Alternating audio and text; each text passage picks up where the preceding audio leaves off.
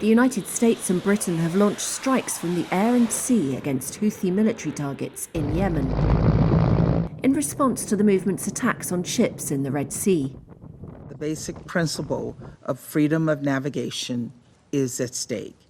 And the Houthi attacks have disrupted international commerce and increased shipping costs. These attacks must stop. It's a dramatic regional widening of the Israel-Hamas war in Gaza. So why are the Houthis attacking shipping? This was Houthi leader Abdul Malik al-Houthi. We are more determined to continue targeting ships linked to Israel, and we will not back down from that. And our position stems from our faith. The Americans should know what that means.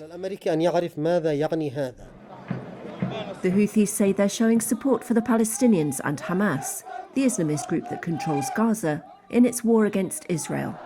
They're part of the so-called Axis of Resistance, along with Hamas and Lebanon's Hezbollah, anti-Israel, anti-West, and backed by Iran. The Houthis' slogan is "Death to America, death to Israel, curse the Jews, and victory to Islam." The Houthis have built ties with Iran, but it's not clear how deep they are. Iran denies accusations it arms and trains the Houthis. While our side in supporting Palestine is clear, the actions taken by others should not be blamed on Iran's proxy groups. We do not have any proxy group in the area. The Houthis deny being puppets of Iran and say they're fighting a corrupt system.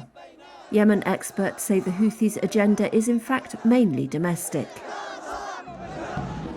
Who are the Houthis and how did they start?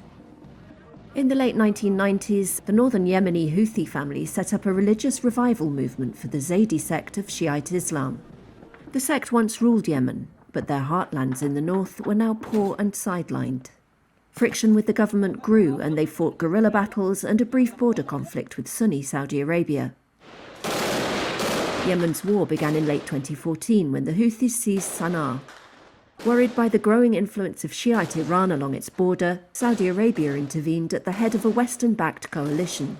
The Houthis took control of much of the north and other big population centres, while the internationally recognised Yemeni government, backed by Riyadh, based itself in Aden. Until the past few months, Yemen enjoyed a lull, with a UN-led peace push, and Saudi Arabia and the Houthis in talks to exit the war. The Houthi attacks on Israel have increased the risks of conflict for Saudi Arabia. Our region is very complex. This was Saudi Foreign Minister Prince Faisal bin Farhan. Need any other conflicts to erupt, and therefore we hope that we will be able to avoid any further escalations in our region.